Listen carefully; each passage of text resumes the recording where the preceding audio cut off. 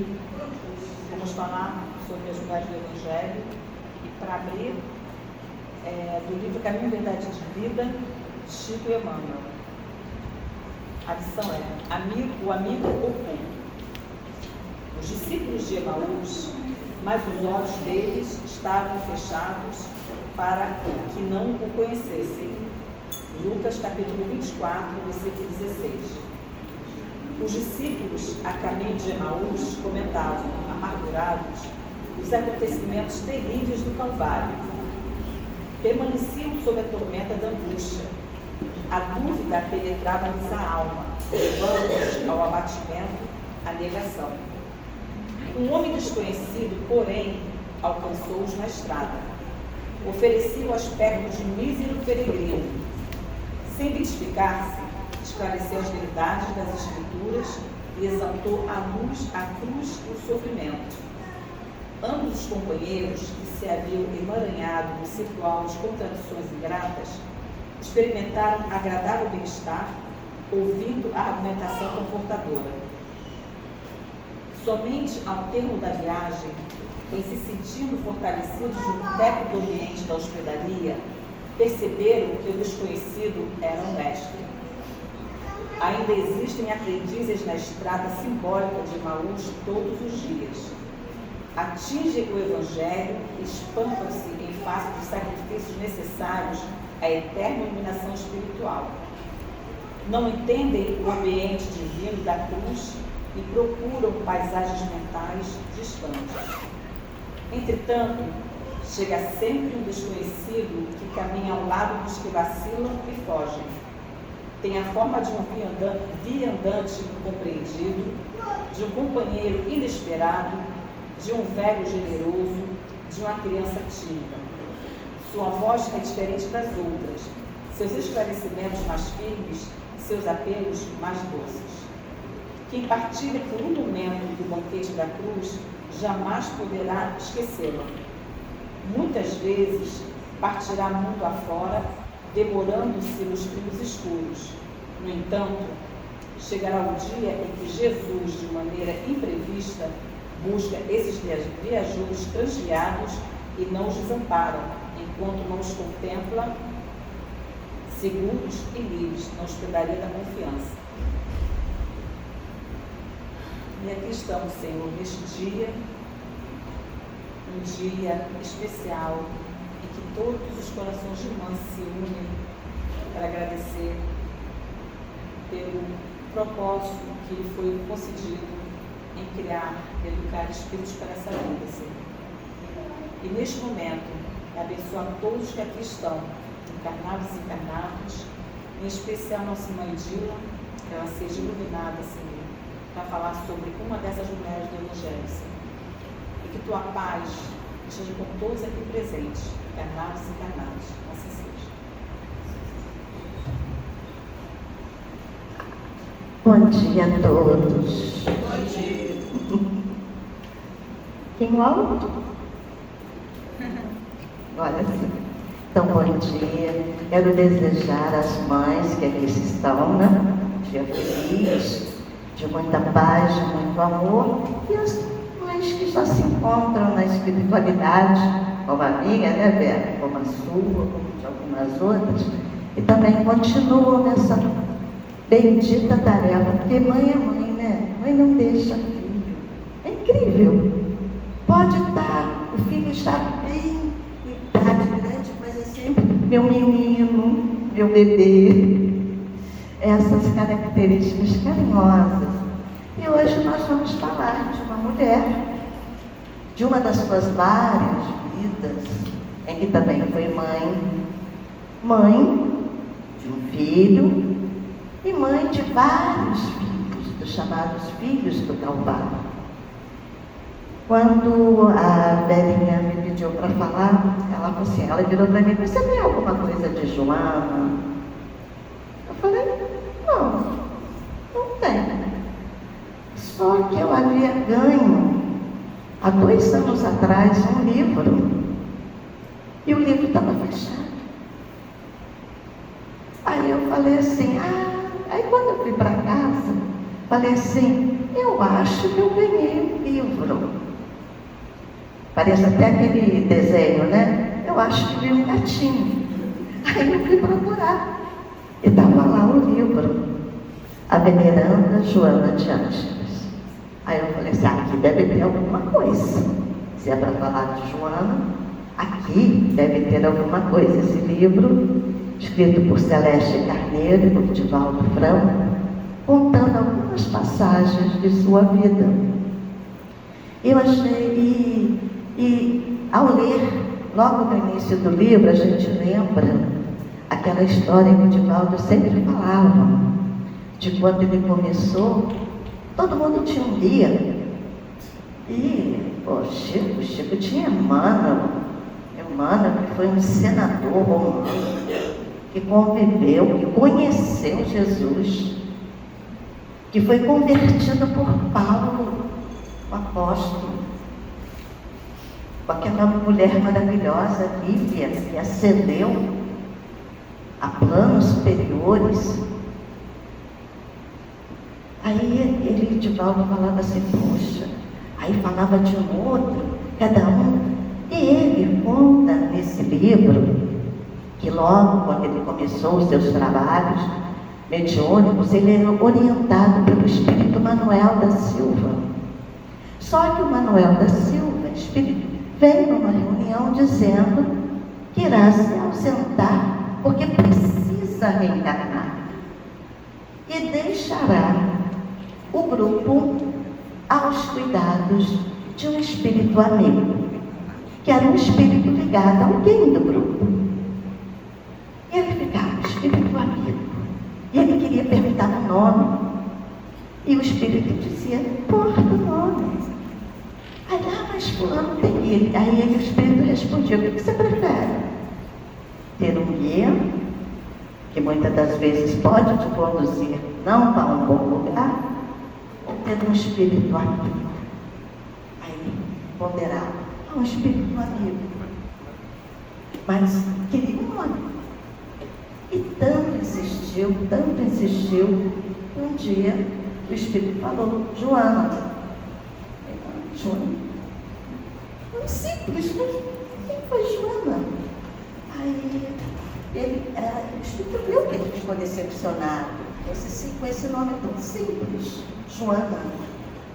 E ela falou assim, olha, então se você quiser, na minha última encarnação, eu vivi aqui na Bahia, recebi o nome de Joana Angélica de Jesus, servi no convento da Lapa. E ele então vai procurar a história e se encanta com uma das primeiras mártires da independência do Brasil. Mas, com o passar do tempo, ele começa a ter noções de quem foi essa Joana, que conheceu Jesus, que conviveu ativamente com o Mestre. E aí, a gente começa a nossa história. Vamos ver se eu aprendi.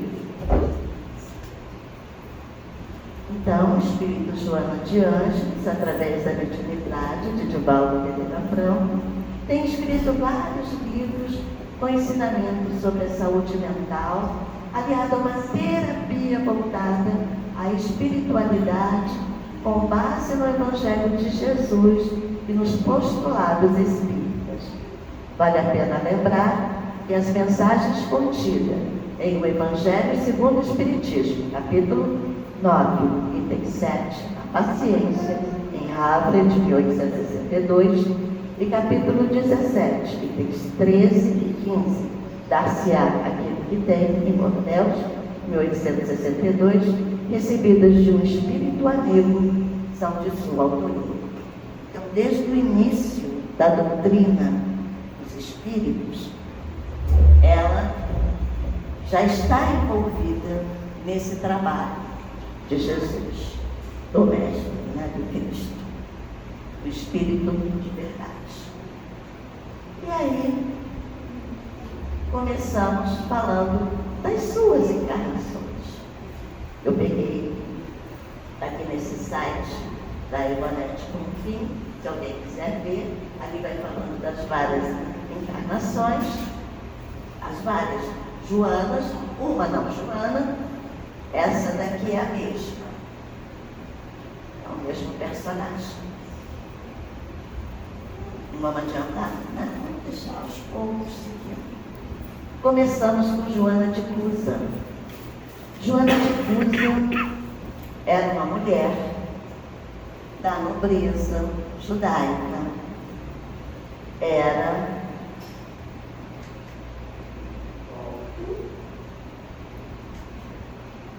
Então, na época de Jesus, Joana era uma das mulheres citadas no Evangelho, uma das que seguiam Jesus.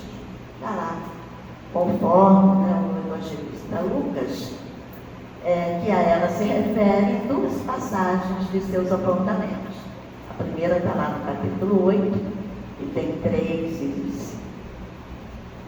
versículos 3 e 5, e andaram com eles 12 e algumas mulheres que tinham sido livradas de espíritos malignos e de enfermidades. Maria, chamada Madalena, Joana, mulher de Cusa, procurador de Herodes. A segunda, no capítulo 24, onde Lucas a identifica como uma das mulheres que, vindo da Galileia com Jesus, tendo observado que seu corpo, ser descido da cruz, fora simplesmente envolvido num lençol e depositado no sepulcro aberto da rocha, preparou-lhe aromas e bálsamos. No primeiro dia da semana, Joana de Cusa foi ao sepulcro em companhia de outras mulheres, entre as quais Madalena e Maria, mãe de Tiago. Descobriu que a pedra do sepulcro havia sido removida e Jesus ressuscitado. Então, aqui já demonstra que ela tinha recursos para comprar esses bálsamos, para adquirir esses bálsamos e ter condições também de, embora Jesus, tendo sido morto como julgado por Roma, como malfeitor e tudo, ela tinha um prestígio para conseguir ter condições de lá embalsamar, porque eram os costumes naturais do povo judeu. Ao pessoa desencarnar, banhava-lhe o corpo com esses óleos essenciais e tudo, e eles eram envolvidos, colocados. Jesus simplesmente teve o corpo enrolado, ainda ensanguentado, tanto que veio são chamas, só para saber se vocês lembram. O Santo Sudário, envolvendo todas as marcas, tudo isso. Então eles foram para lá e descobriram que Jesus não estava.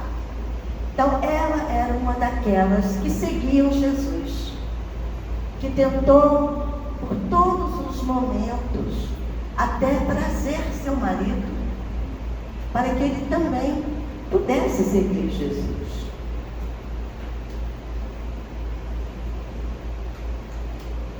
Então, corajosa, Joana era uma mulher de fé e de muitas posses, desfrutando de privilegiado nível social em Cafarnaum, mas vestida de forma simples no meio dos seguidores de Jesus. Ela, para seguir Jesus, se vestia simplesmente como as outras mulheres, para não destoar, para não melindrar. Começou a ouvir suas pregações e mudou sua vida, sem abandonar o marido. Triste por não conseguir que o intendente de Herodes também compartilhasse de sua nova crença, certa vez procurou Jesus para falar de seus dissabores domésticos. Ela queria que Jesus a autorizasse a abandonar tudo e segui-lo. E Jesus lhe diz: Joana, só há Deus, que é o nosso Pai, e só existe uma fé para as nossas relações com o seu amor. Todos os templos da terra são de pedra. Eu venho em nome de Deus abrir o templo da fé viva no coração dos homens. E Jesus ainda lhe recomenda que volte ao lar e ame seu companheiro, dizendo: vá, filha, ser fiel.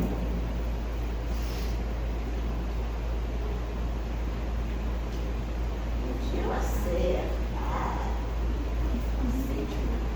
Então, mais tarde, com o passar do tempo, o poderoso e rico marido de Joana adoece. Ela, antes disso, ela serve, ela então passa a acompanhar, a seguir Jesus de longe, fazendo seu apostolado em casa, tentando envolver, como ele havia dito, atender ao próximo mais próximo, que era o seu marido. E ela mais tarde a mãe, que passa a servir, e quando o marido adoece, ela fica viúva com o filho para criar e precisou trabalhar, porque ele havia despendido toda a sua fortuna.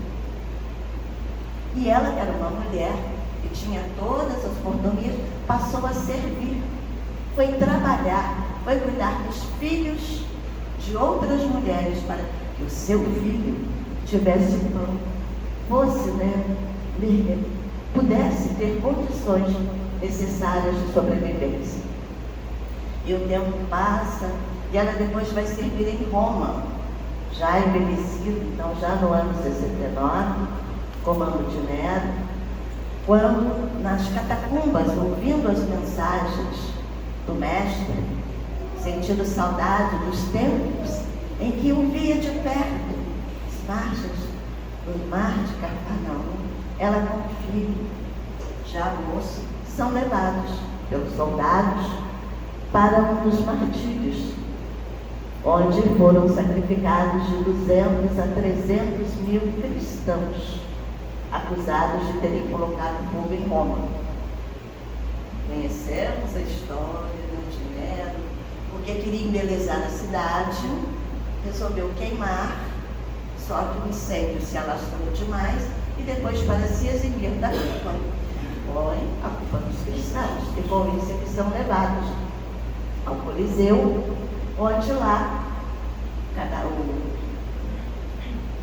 são amarrados a postos e é dito, até dado uma ordem, que aquele que abjurar a Jesus e renunciar a Jesus serão salvos. E começa então o martírio de Joana, quando um carrasco açoita-lhe o filho e o menino pede: abjura, mãe, abjura por mim, que sou seu filho, abjura esse mestre, porque nós nos perderemos. E Joana volta atrás, volta aquela vez onde era, aos pés da cruz, ao lado de Maria, da mãe do mestre, vendo-lhe o sofrimento, ele, o homem justo por natureza, sofrendo todas aquelas dores, mas sem se revoltar. E ela então pede ao filho e fala para ele que sejamos fiel a Deus, como Jesus sempre lhe dizia, quando aquele carrasco lhe ateando fogo ao corpo, lhe diz: mas esse teu mestre só te ensinou a morrer? E ela responde: não apenas a morrer, mas também a vos amar. E neste momento, Joana, sentindo a vida a esvair do corpo, ela é envolvida por uma calma, uma tranquilidade, sente uma mão suave lhe pousar nos ombros e lhe diz: vem, Joana, porque você foste fiel, vem, eu estou aqui. E é arrebatada para o plano espiritual nos braços de Jesus. Ser fiel. Então, vamos nós ficar com essa mensagem de ser fiel, quando ele diz: Joana, tem bom ânimo, eu estou aqui. E alerta. E aí, esse espírito vai começa um trabalho maior na espiritualidade, de envolvimento, principalmente com os primeiros cristãos ainda equivocados, lembrando, né, sempre e vamos reencontrá-la como numa vida dedicada aos pobres, sendo uma das servidoras do Pomorelo de Assis. Em outra encarnação, Joana teria vivido no tempo de Francisco de Assis, entre 1882 e 1226, numa das ordens fundadas por Clara de Assis. Por muito tempo,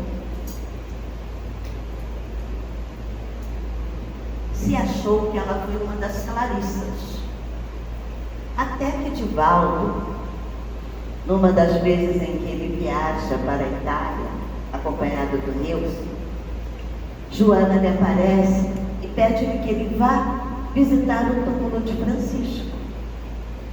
Por acaso, aquele dia não havia muitos visitantes. Edivaldo pôde, calmamente ali, no túmulo de Francisco, receber a sua mentora, que, em transfiguração, lhe passa uma das mensagens, Émulo de Jesus. E aí ela lhe diz uma coisa. Ela pede que ele vá até o convento de Clara e que vá lá visitar. É extremamente proibido a entrada de homens no convento. Mas ele, seguindo as ordens da sua mentora, vai até, e Joana sempre ao lado dele, transfigurada, e ela lhe fala em italiano. E ele, para a abadesa que abre-lhe a porta, ele repete o que Joana havia lhe dito em italiano. Aquela abadesa se comove, as lágrimas o permite que ele entre e o leva até o túmulo, até o corpo de Clara.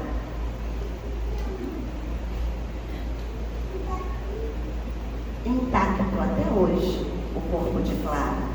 E ela ali transfigurada vai se transformando, se transfigurando na imagem de Clara de Assis. E aí Edivaldo tem a certeza. Joana não foi uma das clarissas. Joana foi a própria Clara de Assis. Filha de uma família abastada, que, quando jovem, ouviu falar do Pomorelo, dos seus sermões, das admoestações que ele falava, e pedia a uma amiga que o acompanhasse. E ela se vestia simplesmente para ouvir os seus sermões. Ela, devido à sua mãe ser muito piedosa, aprendeu desde cedo a trabalhar em prol dos menos infelizes, dos mais necessitados. Muitas das vezes aquela jovem se privava do seu alimento para dar aos famintos, a dar àqueles que não tinham nada.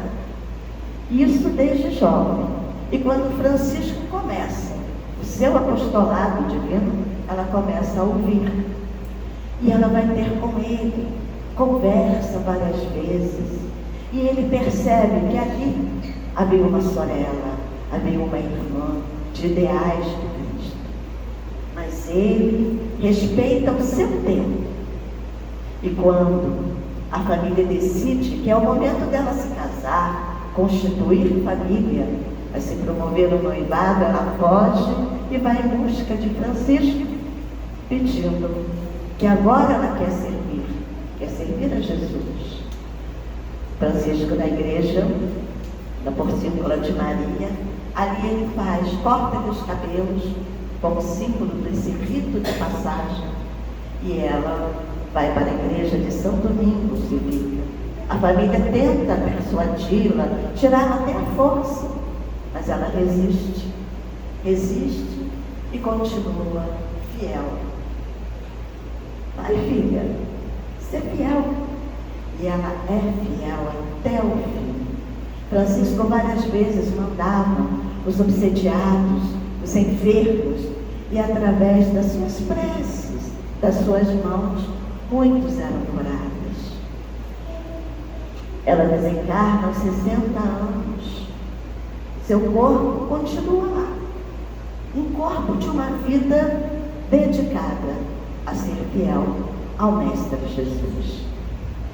E o tempo vai passando, mas ela continua querendo continuar essa vivência de ser fiel ao Mestre, de ser fiel a Deus, conforme Jesus lhe havia dito nas margens de Cafarnaum, do mar de Cafarnaum. O Deus é um só. Os templos são de pedras. Eu quero erguer dentro do coração. E ela então renasce no México.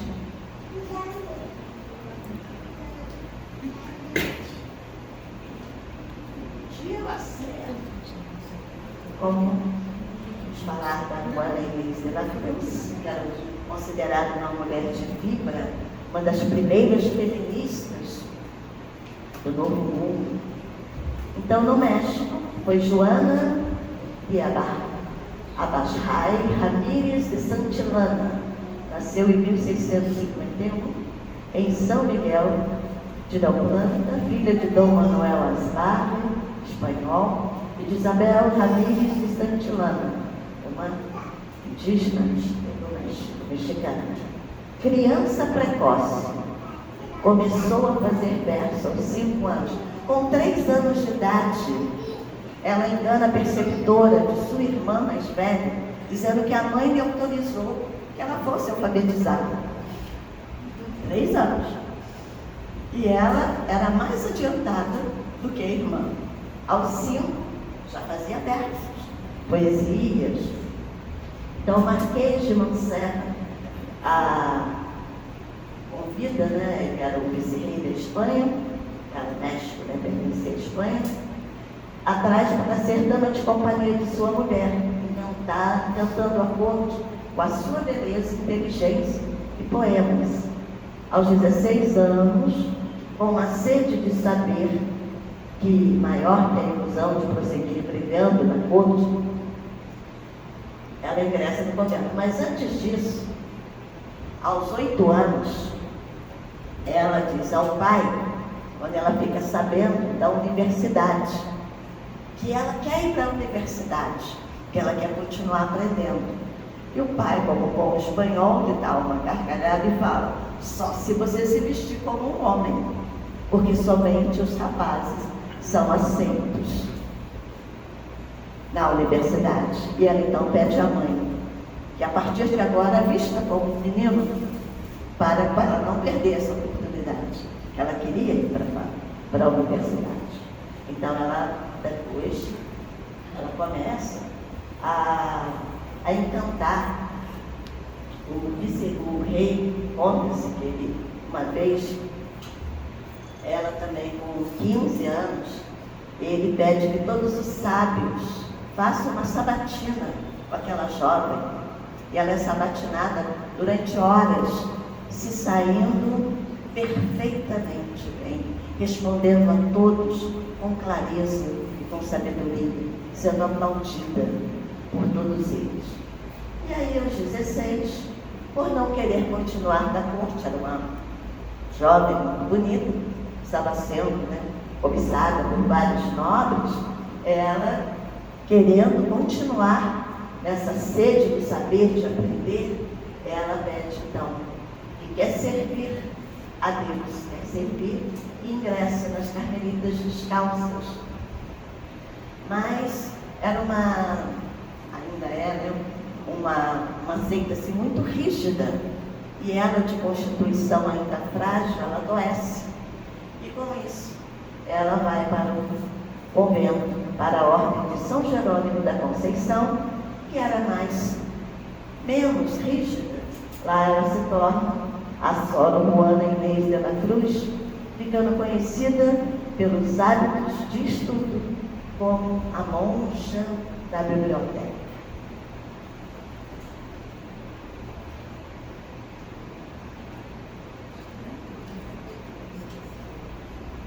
E ela, quando decide, ainda na corte, decide se tornar, entrar para servir. E ela ali, na sua biblioteca, onde ela se mantinha sempre em constante estudo, com globos, com música, escrevia poemas, músicas sacras, cantatas de Natal, e ela continuava nessa sua tarefa, sendo visitada por professores, por sábios do mundo todo, que vinham ter com ela, que era considerada uma mulher muito inteligente. Então, em 1690, ela já dizia da necessidade do conhecimento geral para melhor entender e servir a Deus. Ela defendeu o direito da mulher de se dedicar às atividades intelectuais. Tal documento é considerado a Carta Magna da Liberdade Intelectual da Mulher Americana. Citada em artigo da revista Seleções, em julho de 1972, Sor Juana Inês de la Cruz foi considerada como a primeira feminista do Novo Mundo. E em 1695, houve uma epidemia de peste na região e Joana, socorrendo os doentes, desencarna da peste aos 44 anos.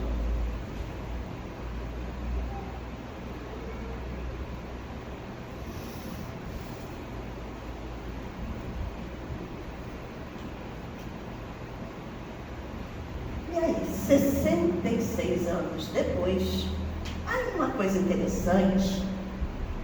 Quando ela era Juana, antes ainda de entrar no convento, ela aprendeu latim em 20 dias.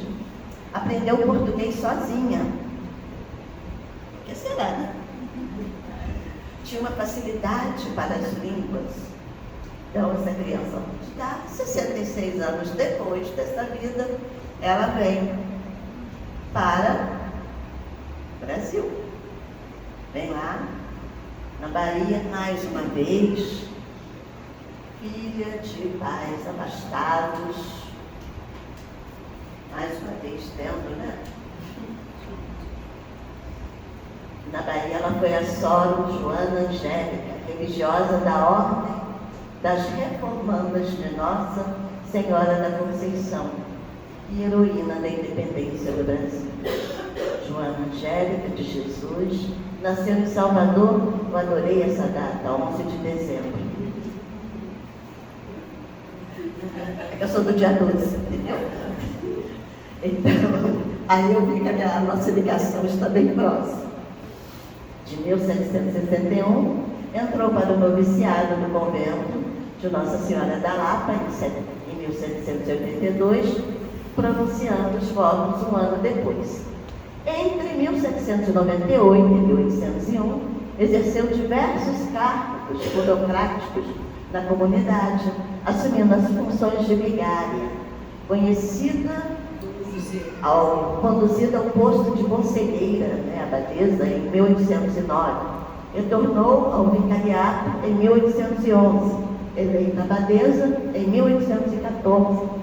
Esteve à frente do convento até 1817, sendo reeleita 3 anos depois.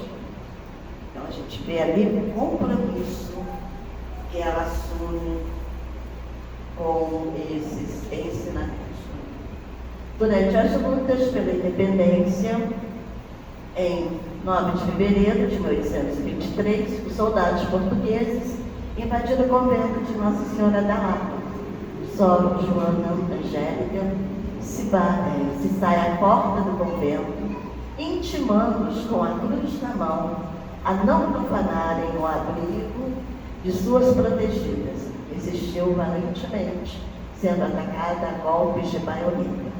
Com seu martírio, deu tempo às internas de escaparem, refugiando-se do convento da Soledade. Sor Joana Angélica recebeu socorros, vindo, porém, poucas horas desencarnando no dia seguinte, no dia 20 de fevereiro. Um dos quadros célebres, né? E onde ela defendendo as portas do convento da Lapa. E se torna, então, uma das primeiras mártires da independência do Brasil. Sendo que muitas das pessoas que admiravam essa heroína, uma delas foi a Nádia Rodrigues, que escreve um poema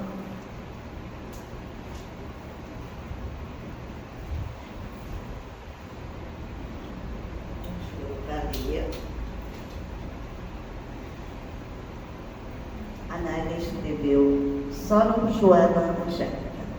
Infreme soldadesca, alucinada, sedenta de oiro, horrível de furor, como um tufão de ódio e de terror, corre pela cidade consternada, e rouba, e mata, e vai desenfreada contra as paredes do Senhor, onde viceja da pureza a flor pelos anjos do céu custodiada.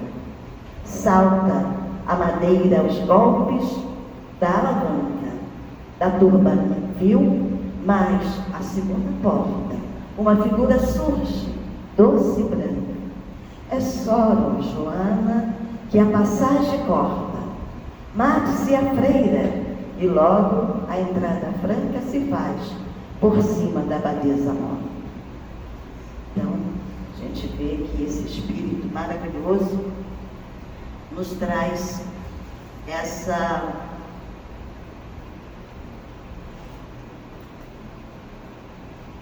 esse ato de amor, esse ato de defesa às jovens que ali viviam e o amor ao Brasil.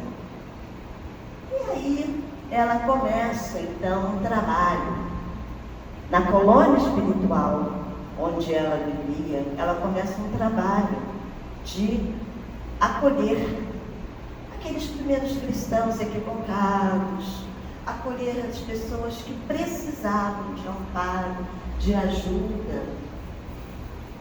Isso aqui é aquela mensagem, né, que a gente já falou lá no bem. Ela começa com as séries psicológicas de Divaldo Pereira Franco, trazendo esses ensinamentos que tanto libertam o homem, o ser, trazendo o homem integral para nós. E ela começa então um trabalho maravilhoso, onde reunindo vários espíritos endividados que chegariam como órfãos, alguns como orientadores, alguns como moradores, transformando então a Mansão do Caminho nessa alusão à Casa do Caminho, a primeira casa dos servidores de Jesus. E neste ambiente, quantos espíritos passam por ali? Espíritos endividados, muitos que poderiam, com dívidas do suicídio, são ali tratados, orientados e saem transformados, sempre pelo amor a Jesus e com Jesus. Uma das frases que Joana nos diz era essa: quem se dedica a enxugar as lágrimas dos outros não tem tempo para chorar. Verdade, né?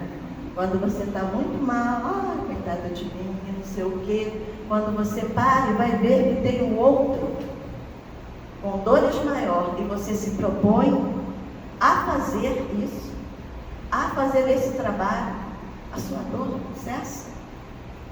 Porque você não tem tempo. Porque a miséria, as dores ainda são muito grandes nesse mundo ainda, que não estamos tão regenerados. Então, a gente lembre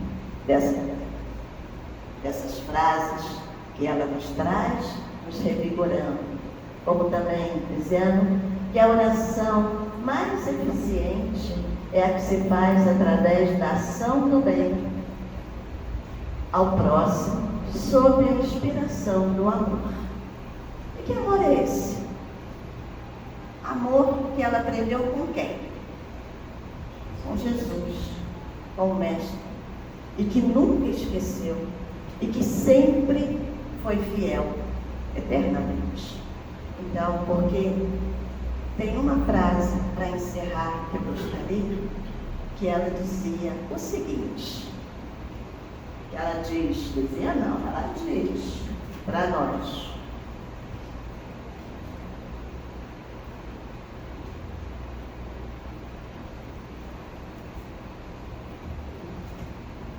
depois que conhecemos Jesus Cristo em profundidade, impossível sermos o mesmo. Não podemos mais ser egoístas, não podemos mais apenas pensar em nós, no nosso bem-estar. Quando conhecemos em profundidade e vimos a sua história, que é a história do amor, que é a história da dedicação, do seu total doação, se a gente não se modificar, não se transformar e não aprender, pelo menos a plantar a semente desse amor, nós não conhecemos ainda. E não estaremos dispostos a fazer aquilo que foi a vida das Joanas, a vida das Claras, a vida dessas mulheres que seguiram Jesus, não só elas, mas tantas as outras que seguiram Jesus durante a sua vinda na terra, a modificação que as transformou e a que as tornaram, conforme ele mesmo havia dito, são minhas discípulas, são minhas apóstolas, porque são discípulas de Deus. E que o amor que transforma e que cobre essa multidão de pecados seja o amor que vai nos envolver hoje. Começou com essa semente quando coloca no coração das mães, que é um amor mais próximo que temos a esse amor, que é esse amor de dedicação, de doação, de pensar primeiro no filho do que em si próprio, de pensar primeiro no bem-estar do outro do que no seu, primeiro de alimentar do que se alimentar. É isso que Jesus nos mostra, é isso que essas vidas nos mostram, dessa dedicação, das várias etapas onde ela serviu, doando a sua vida em prol do bem-estar e do amor a Jesus. Então, que esse mestre de luz nos envolva hoje, agora e sempre. Jesus.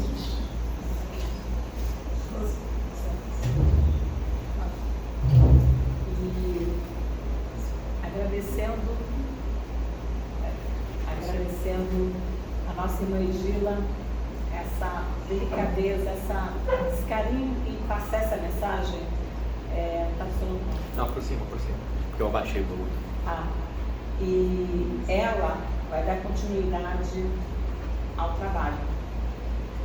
Nós hoje teremos um passo coletivo e quem vai fazer a oração final é ela. Gente, olha só. De música. Vai pedir música? Eu vou. Na música aqui, ó. Eu quero música. Eu queria pedir um grande favor a todos. Isso, eu estou sentada ali, está martelando para mim. Eu não sei se todos viram essa semana. A mídia nos mostra, só tem mostrado, vamos dizer assim, o que não é muito bom, né? Eu queria pedir esse momento hoje aqui de todos nós, vamos doar um pouco, né? De todos nós, como Joana fez o tempo todo, né? Doando, né? Essa semana foi um relato de 2 rapazes que sequestraram um ônibus e fizeram um assalto dentro do ônibus, mas de uma certa forma esse ônibus foi interceptado E esses rapazes foram presos. A polícia estava ali. Mas a mãe de um deles vem ali e pede perdão para todos aqueles que passaram por aquele momento, porque ela não criou o filho dela para aquilo. Então, quantas mãezinhas não estão passando por esse momento com os seus filhos, porque elas têm a certeza que elas estão dando o melhor, mas são espíritos. Então, que possamos envolver essas mães para que elas tenham condições de envolver os seus filhos, porque ela os ama. Tá certo?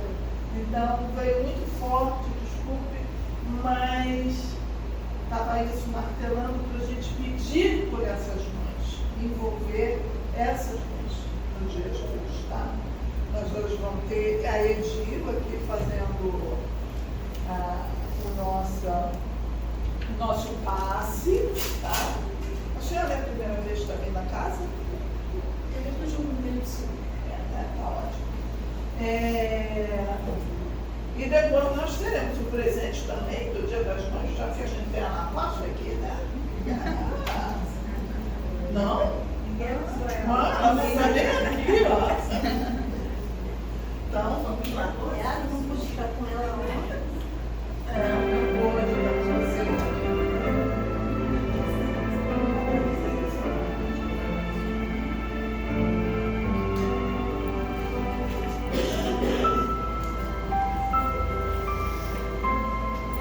Vamos fechar nossos olhos,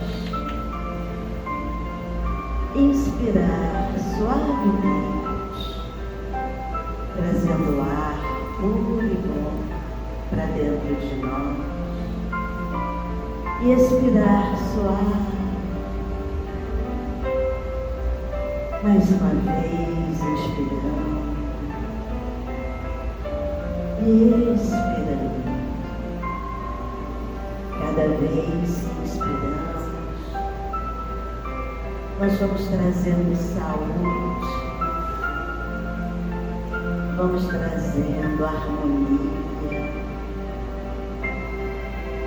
serenidade, paz, vamos trazendo coragem, fé para dentro de nós. Estamos envolvidos aqui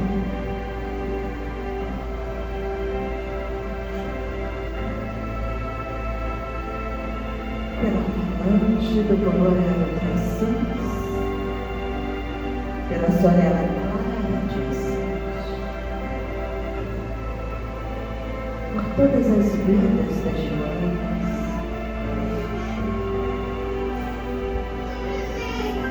que nos envolve,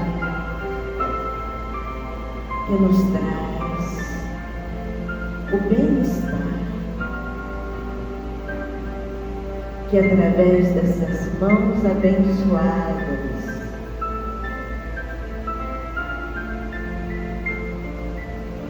através do nosso centro de força coronado, vem esses fluidos benéficos que irradiam luz, que irradiam calor,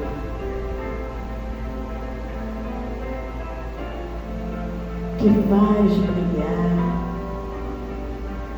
todos os nossos olhos, nossos centros de força.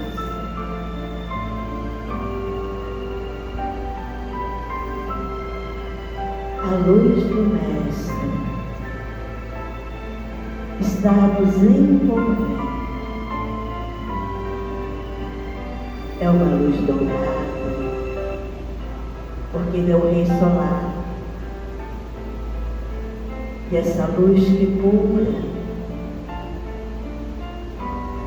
as dores da alma.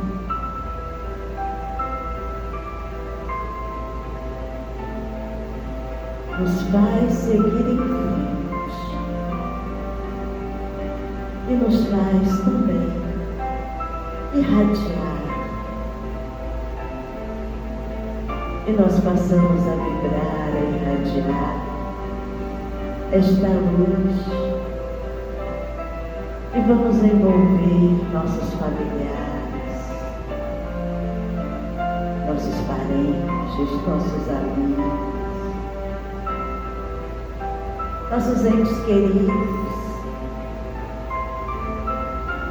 encarnados e desencarnados. Vamos envolver os locais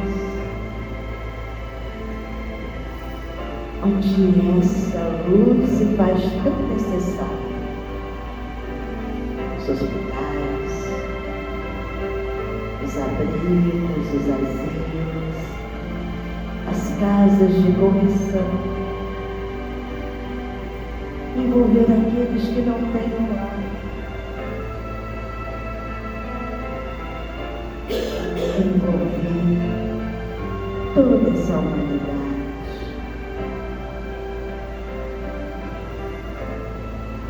Envolver esse planeta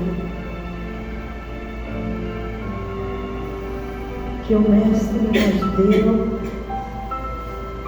como nossa escola, como nossa oficina, nosso hospital, nosso templo, nosso lar.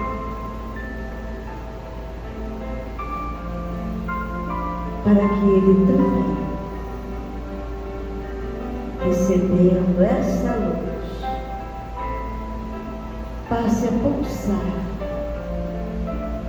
com um sopro amor.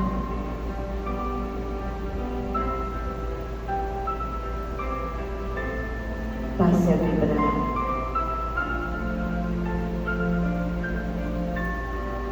com a alegria de viver.